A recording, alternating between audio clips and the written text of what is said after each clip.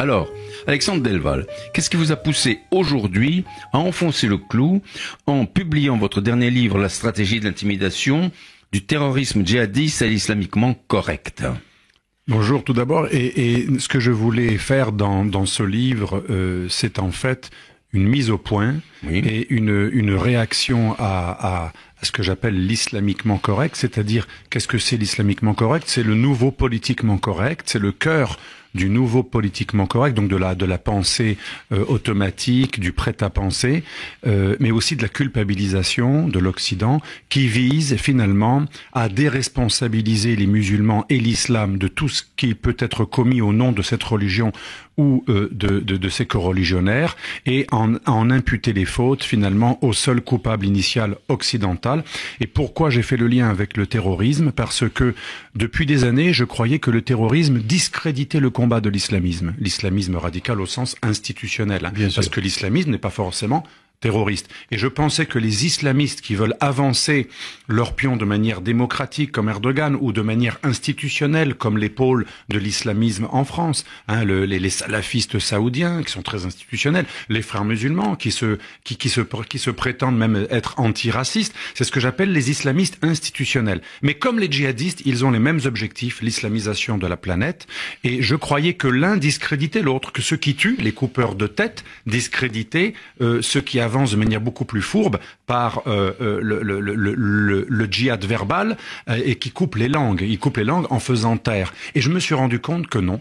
Finalement, empiriquement, en analysant depuis Salman Rushdie jusqu'au Bataclan, à chaque fois qu'on a tué au nom de l'islam et de l'islamisme, non seulement ça n'a pas nui à l'islamisme institutionnel, mais ce dernier, estimant que c'était de l'islamophobie que de faire le lien entre le terrorisme et l'islam, ce dernier en a profité pour faire une opération de publicité pour l'islamisme qui serait sans tache et les musulmans qui seraient les nouveaux juifs, qui seraient les victimes des victimes. L'Occident étant bien sûr le véritable coupable, puisque le terrorisme serait la résultante des guerres occidentales ou de l'islamophobie, des laïcards occidentaux qui persécuteraient les musulmans en refusant le voile, les piscines séparées, etc.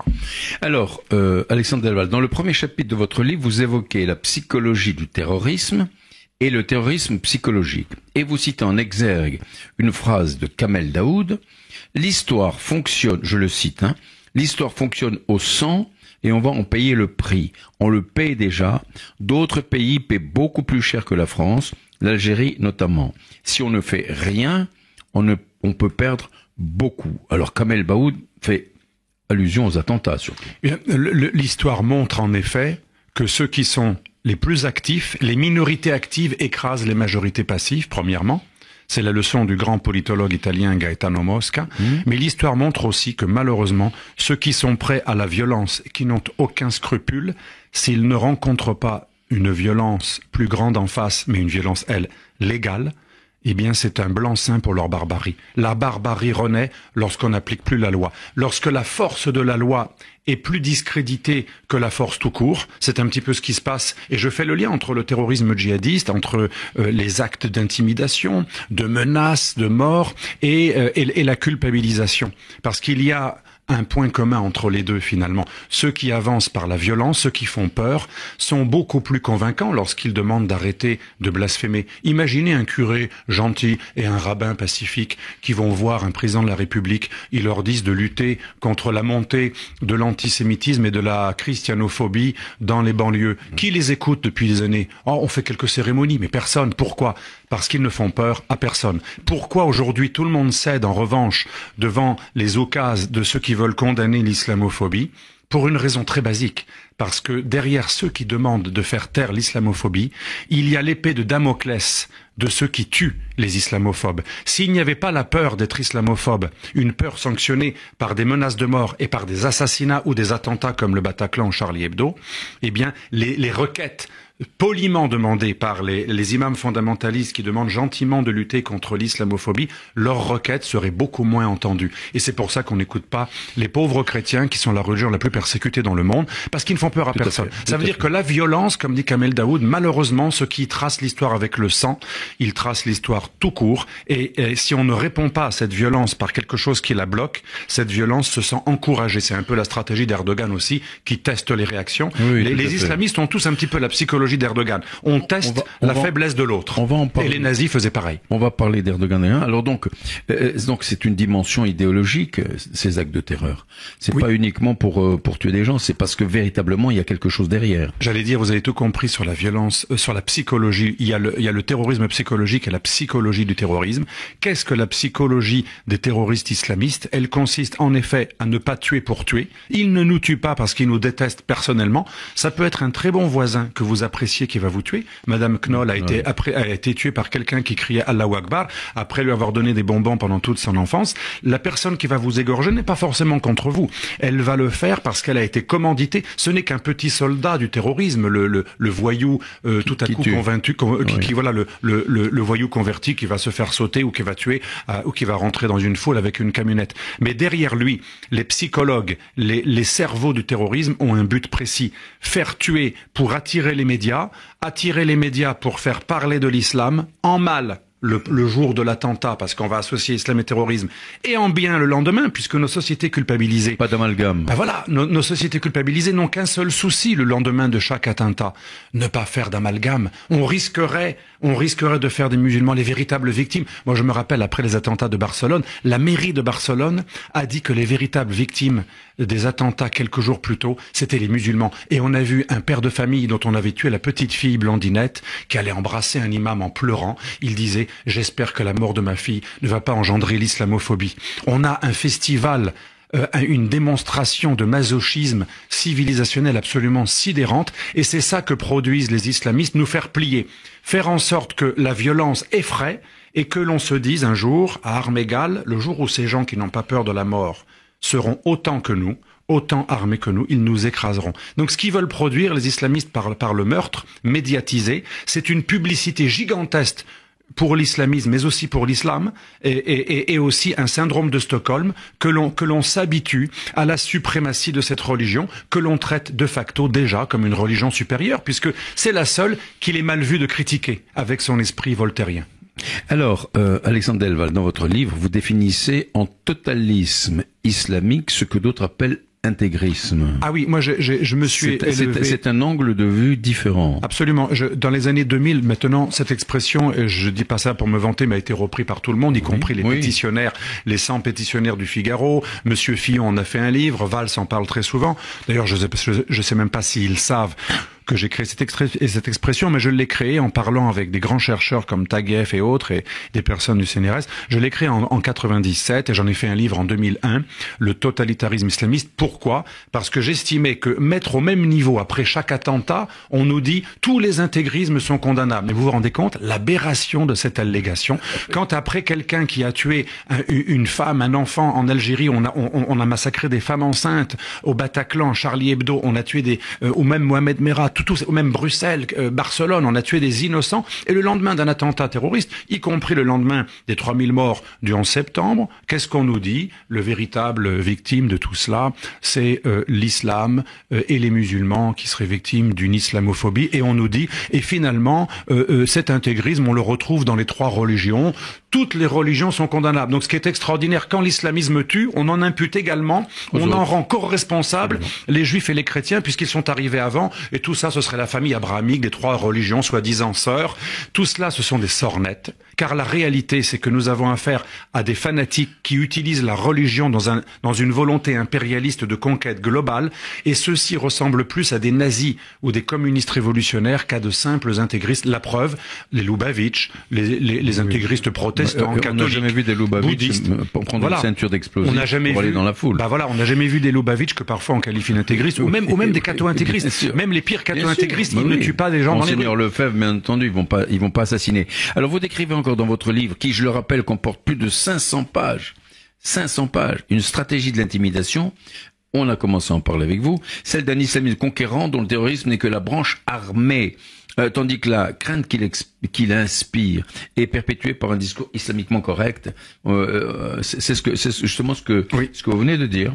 Absolument. Alors l'islamiquement correct, c'est une autre expression que j'avais créée dans les colonnes du Figaro Magazine il y a très longtemps, dans les années 90, et c'était le titre d'un article d'ailleurs, et je voulais montrer par là qu'aujourd'hui, l'islamiquement correct a pris la place du politiquement correct. Aujourd'hui, il n'est pas politiquement incorrect d'insulter la foi de n'importe quelle religion, pratiquement, sauf celle de l'islam. Il n'est pas mal vu de dire que dans telle civilisation, il y a tel ou tel travers ou telle tendance. Bien sûr. Ça se fait, d'ailleurs... C'est un simple constat, quoi. Voilà. De Gaulle lui-même se permettait des phrases sur le peuple juif qu'il n'aurait, à mon avis, jamais osé tenir aujourd'hui sur l'islam. On voit bien que, et sur le christianisme, n'en parlons pas, les propos sur la chrétienté, je parle pas des fanatiques chrétiens qui sont condamnables, mais la chrétienté en tant que telle est très souvent condamnée comme une civilisation qui fut longtemps criminelle, obscurantiste, et ça passe comme une lettre à la poste. C'est vrai qu'il y a eu des choses qui n'étaient pas religieuses. Et à juste titre, et à juste titre, on critique les phases noires de la chrétienté. On peut le dire. Mais par contre, dire que dans l'islam, il y a eu des croisades musulmanes, avant même les croisades chrétiennes, 4 siècles avant les croisades chrétiennes, il y a eu des croisades musulmanes, c'est-à-dire des invasions de pays majoritairement chrétiens, comme l'Égypte, le Liban, la Syrie, qui étaient chrétiennes. Même l'Afrique du Nord était byzantine. On ne parle jamais du fait que nos croisades étaient des réactions à des croisades initiales. Et on nous parle aussi de l'Andalousie, c'est le nouveau mythe de l'islamiquement correct, la preuve de la supériorité morale, parce qu'on nous parle de supériorité morale de l'islam. Quand on nous dit que nous devons tout à l'islam et aux musulmans, on leur doit le zéro, la philosophie, l'algèbre, les mathématiques, tout cela. Déjà, c'est faux, parce que la plupart des grands traducteurs étaient soit très majoritairement des chrétiens d'Orient de langue araméenne, proches du juif, de l'hébreu d'ailleurs, et il y avait aussi des Perses et des Juifs. C'était les peuples conquis de l'islam. Les peuples autochtones de l'islam, Perses, Juifs et chrétiens araméens, étaient les grands traducteurs. Nous leur devons à eux ces civilisations pré-musulmanes, nous leur devons tout. Mais le mythe consiste à dire que ceux qui ont réuni ces traducteurs, les califes qui en fait venaient des déserts et qui n'étaient pas du tout lettrés, on nous fait croire que c'est grâce à l'islam, aux Arabes et à la civilisation musulmane que nous aurions eu la Renaissance, puisque sans l'Andalousie, il n'y aurait pas eu les traductions, sans ces traductions, il n'y aurait pas eu la redécouverte de l'héritage gréco-latin, sans l'héritage gréco-latin, il n'y aurait pas eu la Renaissance, et sans la Renaissance, il n'y aurait pas eu les Lumières, la Révolution française et la laïcité. Donc en gros, on passe Spinoza à la trappe, et ainsi que Descartes, à qui l'on doit bien plus que les soi-disant arabes d'Andalousie, qui en fait, les philosophes arabes d'Andalousie étaient tous condamnés pour hérésie. C'est important de le dire. On remercie l'islam pour des avancées qui sont le fruit en fait de plusieurs civilisations, et pas que les musulmans, et à l'intérieur de laquelle ce grand effort a été fait essentiellement par des chrétiens, des juifs et des musulmans hérétiques qui étaient condamnés par l'islam officiel de l'époque. Donc on fait à la fois un anachronisme et quelque chose d'injuste en remerciant l'islam pour ce que des gens qui étaient en porte-à-feu avec l'islam avaient réalisé. Apporté. Alors, on revient, si vous voulez, à notre période actuelle. Alors, vous assimilez, dans votre livre, le terrorisme à une guerre psychologique. Bien sûr. Et le but, alors, de tout ça, alors, c'est quoi? Eh bien, le grand stratège américain Edward Luttwak l'a très bien défini. Je me réfère à ses propos ainsi qu'à ceux de Walter Laqueur, qui est le plus grand politologue américain spécialiste de la violence politique. Ils disent que finalement, le terroriste, en général, mais surtout le terrorisme islamiste, son territoire, ce n'est pas un village. Comme l'a dit l'ancien cerveau de Daesh, le territoire de Daesh, ce n'est pas un village ou une région ou un pays qu'il voudrait conquérir et dont il se fait voler par les alliés quelques morceaux. Le véritable territoire est mental, c'est l'islam. C'est faire parler de l'islam, faire parler de la charia, porter dans le cœur des musulmans le Coran, la charia et la sira, les grands textes de l'islam, et faire en sorte que l'islam, que cette idée selon laquelle l'islam apporte toutes les solutions, c'est le grand slogan initial d'ailleurs des frères musulmans, l'islam est la solution à tous les problèmes. Donc, la charia, l'islamisation de la société, la lutte contre les mécréants, contre les laïcs, contre les athées, islamiser la société, faire en sorte que toutes les lois découlent de la charia, ce serait la seule chose qui sauvera l'humanité. Donc en fait, le but est en fait un but de propagande. Et c'est ce qu'on appelle la propagande par l'action violente. En fait, le terroriste, nous croyons qu'il tue parce qu'il est méchant, parce qu'il est psychopathe, parce qu'il nous déteste. Non, il tue pour faire parler de sa religion, pour qu'on en parle en bien comme en mal, c'est du marketing, afin que cette idée progresse. C'est le phénomène de la publicité. Plus on parle même de Damar lave plus blanc, qui est stupide, et bien plus ça rentre dans les esprits. Même Damar lave plus blanc. Tous les auditeurs ont bien entendu un jour une pub qui leur paraissait stupide. Et pourtant, je suis sûr que pratiquement tout le monde un jour s'est surpris en se disant « j'ai acheté un produit dont la pub me paraissait stupide ». Eh bien, c'est le secret du marketing. Quelque chose qui est répété en permanence finit par rentrer dans le cerveau. Or, grâce au terrorisme islamiste, qui est véritablement génial d'un point de vue marketing, grâce au terrorisme, on n'a jamais autant parlé de l'islam, et donc l'islam progresse. Remarquez que plus on tue au nom de l'islam, plus on vend de Coran, plus il y a d'émissions sur l'islam, et plus il y a de gens très fiers d'avoir la burqa ou le voile islamique dans les rues, qu'on ne peut même plus d'ailleurs verbaliser. Et est-ce que chacun a lu le Coran ou le lit? Parce que dans le Coran, il y a quand même des choses. Le Coran, c'est le livre qui a été révélé. Donc, est-ce qu'à un moment ou à un autre, dans les passages les plus, j'allais dire, les plus violents, parce qu'il y en a des, hein, est-ce qu'on peut amodier tout cela? Est-ce qu'on peut éventuellement, est-ce que vous pensez que les musulmans pourraient éventuellement faire une révision de... Bien sûr. Vous pensez que c'est possible? Alors, on vous dit qu'on peut pas toucher puisque c'est un livre qui est révélé. Et je pense que c'est possible dès lors que ce livre révélé n'est que révélé, mais que l'on accepte comme la Bible, comme la Torah ou les évangiles, mais surtout comme la Torah, dès lors que l'on accepte qu'il y a aussi eu un regard humain qui s'est porté à un moment ou un autre, dès lors que l'on peut contextualiser certains événements. Je pense que les Juifs, dans leur grande sagesse entre rabbinim, il y a eu beaucoup d'échanges, Akiva et par Rambam, il y a eu beaucoup d'échanges où on interprétait comment faut-il considérer telle ou telle phrase, verset sorti de son contexte. Je pense que pour l'islam, un tel travail peut être fait. Malheureusement, aujourd'hui, les musulmans ne pensent pas uniquement, les musulmans officiels, que le Coran est sacré et révélation. Le Coran doit être récité, Coran ça veut dire ça, et récité en tant que Dieu qui s'est incarné dans un texte. Justement, c'est bien plus qu'une révélation, c'est Dieu lui-même qu'on a dans les mains, et donc on ne peut pas l'interpréter. D'où la difficulté, si vous voulez, de modifier, de corriger, Absolument, mais c'est possible. Vous savez qu'une nouvelle pétition a été lancée, l'imam Chalgoumi est co-signateur d'ailleurs. Ces jours-ci, une pétition a été lancée avec des musulmans, des juifs, des chrétiens, des intellectuels laïcs, pour demander à ce que le monde musulman contextualise les sourates qu'on appelle médinoises, la seconde partie de la vie de Mahomet, qui s'est passée à Médine, par opposition à la Mecque. Mahomet a commencé à la Mecque avec des sourates qui révélaient son état d'esprit de l'époque, assez proche des juifs et des chrétiens, puisqu'il était formé par des juifs et des chrétiens au départ. Et quand Mahomet a pris son autonomie, en quelque sorte, en devenant un chef de guerre à Médine, après la fameuse immigration, l'Hijra, eh bien là, il est devenu beaucoup plus, c'est pas un jugement de valeur, politique, guerrier, et malheureusement pour les modérés, heureusement pour les radicaux, là on est là pas pour juger mais pour constater, eh bien les sourates violentes, guerrières et politiques médinoises l'emportent sur les sourates mécoises lorsqu'elles se contredisent. C'est la fameuse théorie de l'islam orthodoxe qu'on appelle l'abrogé, l'abrogeant. Et donc il faudrait que des imams disent ce qui a été fait au Xe siècle finalement n'est pas éternel, parce que tout ça a été décidé au Xe siècle. Avant le Xe siècle, l'islam fut très pluriel, balbutiant, avec plein d'écoles juridiques. Il y en avait 20. Il en reste 4. Les Maddaïb, les fameuses écoles juridiques. On pourrait très bien faire ressusciter un islam éclairé. Malheureusement aujourd'hui, et c'est là qu'on peut accuser les grands clercs de l'islam politique mondial, ce que j'appelle l'islam institutionnel, ils ne veulent pas faire ce travail de réforme. Et comment ils esquivent ce travail? En disant, vous associez l'islam au terrorisme, ils jouent au scandalisé, ils nous culpabilisent, alors qu'en fait ils savent très bien que les sources du djihadisme se trouvent dans les sourates médinoises. Alors, Alexandre Delval, vous évoquez les pôles de l'islamisme mondial, justement, c'est pour aller dans le sens que vous dites, qui distillent l'idée selon laquelle toute critique de l'islam serait une attaque contre les musulmans. Est-ce à dire que ces fameux pôles islamistes prônent une doctrine proche de celle des djihadistes? Alors, non, elle n'est pas proche de celle des djihadistes dans la mesure où pour eux le 6e pilier de l'islam n'est pas le djihad. Les djihadistes, en fait, vous savez qu'en arabe on peut dire mujahidin, les gens qui font le djihad, mais les islamistes djihadistes ont même créé un néologisme jihahidoun, c'est-à-dire c'est plus fort encore. Ça veut dire on fait du djihad un pilier en soi. Et là, c'est une hérésie. Hein. Il est clair que pour un musulman orthodoxe, ça ne figure pas dans le Coran. Ça ne figure pas.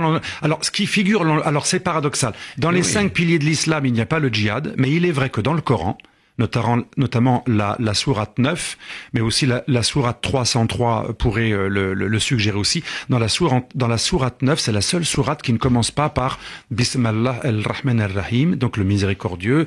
Et là, c'est une sourate très peu miséricordieuse qui commence directement par combattez-les partout, vous les trouverez jusqu'à ce qu'ils payent, humiliez le tribut. Et cette sourate, elle est malheureusement abrogeante. Elle abroge les sourates qui prônent la paix.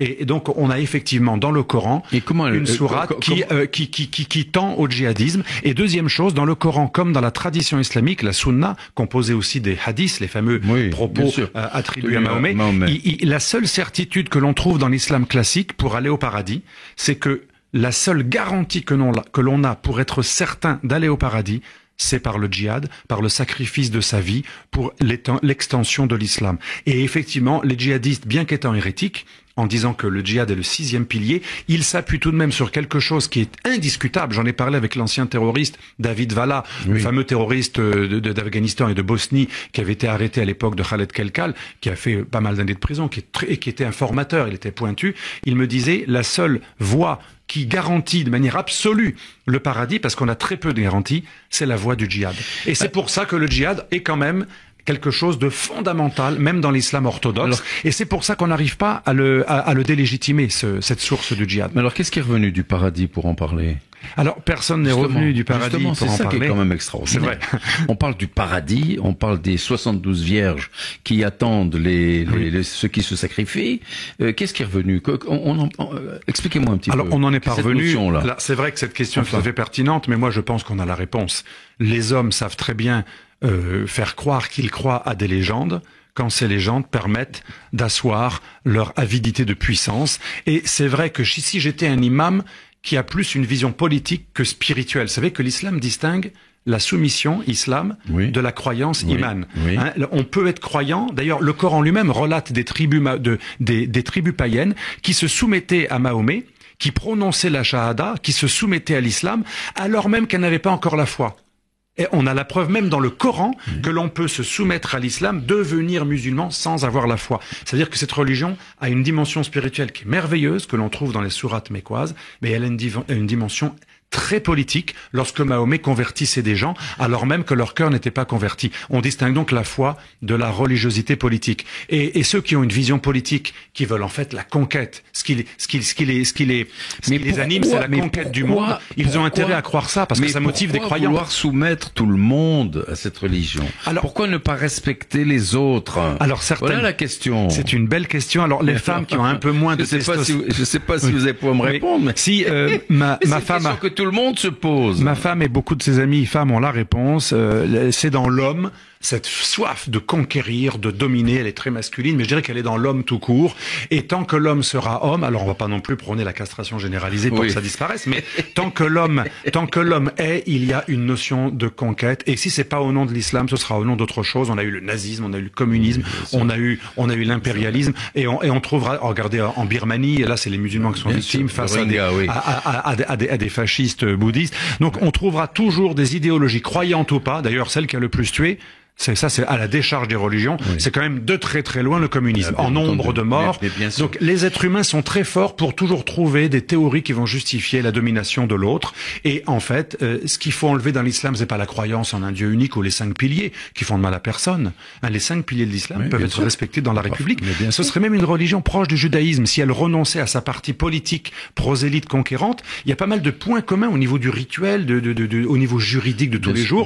Et donc en fait, on pourrait en faire une religion calmée, mais il faut la privatiser. C'est une religion qui doit être dépolitisée. Alors justement, vous parlez du nazisme, du communisme, enfin tout ce qui s'est passé là. Ce sont j'allais dire je cherche le totalitarismes, des totalitarismes exactement qui ont voulu soumettre le monde et ils se sont éteints. Oui. Avec le temps. Est-ce que vous pensez que ça peut arriver à l'islamisme? J'allais dire, je ne suis pas sûr, pour une raison très simple. L'islam n'est pas que un système totalitaire, elle l'est en partie, mais elle pourrait ne pas l'être si elle effectue un travail de réforme. L'islam est également une religion. Et c'est là que les pôles de l'islamisme institutionnel sont très malins. Ils font passer leurs doléances politico-théocratiques, parce que c'est très politique. Leur demande de minaret très haut, c'est très politique. On n'a pas besoin de ça pour être croyant. Leur demande de généraliser le halal un peu partout, ce n'est pas du tout dans les 5 piliers de l'islam. Hein, leurs demandes politiques sont masquées par un soi-disant droit à la différence religieuse. Donc cette religion ne peut pas s'éteindre comme n'importe quel totalitarisme. Oui. On peut éteindre dans cette religion, par contre, la dimension politico-temporelle qui est l'un des germes du totalitarisme. Et pour ce faire, il faut un travail de réforme. Ça ne veut pas dire réformer la foi. Ça ne remet pas en question la foi des musulmans. C'est réformer les textes politico-religieux et juridiques de l'islam qui ont fixé dans le dogme depuis le Xe siècle, parce que c'était différent avant le Xe siècle, ce n'est qu'au XIe siècle qu'on a fixé les fameuses écoles juridiques de l'islam, dont le handbalisme qui a donné le mot salafisme. Ça vient de cette époque. On pourrait très bien rendre cette école illégale. Oui. Malheureusement, aujourd'hui, aucun pôle de l'islam institutionnel veut le faire. Mais bien évidemment. Alors vous écrivez dans votre livre remarquable que l'islamisme repose sur un mythe, celui d'un âge d'or de l'islam qui aurait généré une dette de l'Occident à l'égard de la science et de la culture. On avait commencé à en parler tout à l'heure. La culture arabo-musulmane, celles-ci ne sont pas contestables, mais sur quoi repose ce mythe-là? Alors ce mythe, il est assez intelligent. D'un côté, il y a eu, j'en parle dans mon livre, dans la deuxième partie, il y a tout un chapitre sur la genèse de l'islamophilie et de l'islamiquement correct. Premièrement, il y a des penseurs européens qui, parfois de manière très sincère, pour lutter contre le totalitarisme à l'époque de l'Église catholique, qui fut beaucoup plus politique qu'aujourd'hui et plus totalitaire, ils ont voulu mettre en valeur les bienfaits de l'islam, vous savez, par contraste, un peu comme Voltaire qui a commencé islamophobe, qui a terminé islamophile, parce qu'il disait, quand j'ai trop tapé sur Mahomet, dans la fameuse pièce Mahomet le fanatique, ça a rendu service à l'Église. Et après, il est devenu très islamophile. C'est un petit peu ça, c'est la première genèse du mythe de l'islam supérieur moralement. C'est un petit peu la suite de Montesquieu avec les lettres persanes. On est passé du bon sauvage, du bon oriental, au bon musulman, qui était paré de toutes les vertus. Et ça, c'était en fait une technique pour critiquer notre propre obscurantisme. Et on peut comprendre d'où ça vient, c'est un peu les Lumières. Il y a une deuxième source de cette suprématie de l'islamisme incarnée par le mythe El-Andalus. C'est en fait pour faire passer l'impérialisme islamique conquérant pour quelque chose de valable, pour galvaniser les troupes et aussi pour neutraliser l'ennemi, eh bien on fait croire que finalement tout viendrait de l'islam. En Sicile, on dit même que les pizzas, que les glaces, que les agrumes, les glaces, les cacahuètes, que tout vient, que l'islam a tout inventé. En Espagne, on nous dit l'irrigation, le chauffage, tous les systèmes thermiques, alors que les Grecs le connaissaient depuis 2000 ans. Il y a un véritable délire intellectuel qui s'est emparé de beaucoup d'intellectuels de gauche ou tiers-mondistes ces dernières années, qui, pour en quelque sorte dévaloriser l'Occident catholique, chrétien, judéo-chrétien, leur propre civilisation, eh bien ils ont valorisé, par contraste, l'islam paré de toutes les vertus, et ça débouche alors sur quelque chose d'encore plus dangereux. Ils ont mélangé l'islam, la civilisation musulmane et les musulmans en tant que personnes. Ce qui fait que très habilement, les islamistes institutionnels utilisent cet amalgame. Quand on critique l'islam ou la civilisation musulmane ou les barbaries passées des croisades islamiques, eh bien les Edwy Plenel ou leurs amis frères musulmans disent « vous insultez les musulmans », ce qui est absolument fou. Depuis quand critiquer une religion ou analyser son histoire est une insulte envers ceux qui sont issus de cette religion? C'est comme si on me disait critiquer les croisades, ce serait insulter Delval qui est chrétien, ou je sais pas, ou critiquer tel ou tel pan du vieux judaïsme. À l'époque, à un moment, le judaïsme a été polygame. C'est comme si on disait ceux qui critiquent la polygamie de juifs yéménites, ils insultent Monsieur Benamou. C'est aussi stupide que cela. J'ai jamais été polygame, mais c'est pas moi que je le sais. Et on se sent pas vexé, ni vous et moi, si quelqu'un analyse notre religion de manière critique. Mais absolument. Alors, Alexandre Delval, vous avez du mal à supporter la réaction des Occidentaux qui se contentent d'allumer des bougies et de déposer des fleurs après chaque attentat. Eh bien, il y a de quoi, parce que c'est bien sympathique, des lieux de commémoration. Moi, j'ai visité de nombreux lieux de commémoration après des attentats et j'ai été frappé par celui de Barcelone. Pourquoi ? parce que ceux qui ont commis l'attentat de Barcelone cet été, en 2017, ont revendiqué l'attentat au nom justement de la récupération de El Andalus. Oui, parce que le mythe, le carburant des islamistes, contrairement à ce qu'on croit, ce n'est pas la destruction d'Israël qui aurait agressé les Palestiniens. Ce n'est pas la lutte contre le sionisme ou l'impérialisme. Ils sont eux-mêmes impérialistes puisque leur but, mais il suffit de lire les textes d'Al-Qaïda et de Daesh pour voir que leur but n'est pas une réponse, ce que croient certains tiers-mondistes, une réponse à notre colonialisme ou à notre sionisme ou impérialisme. Leur but, c'est conquérir l'humanité et islamiser toute la planète. Et j'ai vu le lendemain des attentats, à Barcelone, mais aussi ailleurs, des bougies et surtout des allusions à un islam qui serait parfait. J'ai même vu mieux. Le lendemain des attentats de Barcelone, il y avait beaucoup d'immigrés pakistanais à Barcelone. J'ai vu des pancartes, le Pakistan, c'est la paix. Un des pays les plus terroristes du monde qui a fabriqué Al-Qaïda et les talibans. Donc, après chaque attentat terroriste, on a le Pakistan, c'est la paix, le monde musulman est parfait, les musulmans sont sans tache, la civilisation islamique est magnifique, le vrai islam non seulement n'est pas responsable, mais il est même moralement supérieur aux autres religions. Ce qui corrobore ce que je dis au 4e de couverture de ce livre, plus on tue au nom de l'islam, plus le lendemain, on fait la publicité pour l'islam. Et j'en conclus donc que le terrorisme est une manière extrêmement efficace de faire de la publicité. C'est ce qu'on appelle aussi parfois le terrorisme publicitaire. C'est pour ça que les réactions qui consistent à lutter contre l'islamophobie le lendemain de chaque attentat, c'est exactement le piège dans lequel voulaient nous faire tomber les tueurs islamistes. Oui, mais quand on entend tous ces gens-là qui disent effectivement, ce n'est pas l'islam, etc., il suffit de lire le Coran. Parce que les terroristes islamiques, les djihadistes, se fondent sur le Coran. Ils prennent le Coran comme feuille de route. Alors je suis d'accord avec vous. Oui ou non? On pourrait dire à la décharge des musulmans qui sont nos compatriotes, les musulmans modérés, hostiles de la violence, on pourrait dire que c'est un Coran pris à la lettre qui n'aurait pas été malheureusement accompagné par un esprit éclairé. C'est vrai que si on applique à la lettre le fait que les sourates du Coran les plus violentes sont considérées abrogeantes et supérieures aux sourates plus modérées de la Mecque, il y a un véritable problème et c'est pour ça que les pétitionnaires, dont l'imam Chalgoumi, ont raison de dire qu'il faut non pas abolir le Coran, on ne peut pas, certains disent qu'il faut réformer le Coran, on ne peut pas réformer un texte sacré, mais il faut changer le regard que l'on a, le regard que l'orthodoxie porte sur le Coran doit être changé. On doit pouvoir contextualiser les sourates médinoises et dire que les sourates mécoises sont supérieures, parce qu'elles sont spirituelles. Et alors, il y a bien un islam modéré en France, c'est incontestable. Ne pensez-vous pas qu'il agisse justement envers les islamistes radicaux? Malheureusement, aujourd'hui, l'islam modéré, il est vaincu. Il est menacé et il est intimidé. Pourquoi je parle dans ce livre de la stratégie de l'intimidation?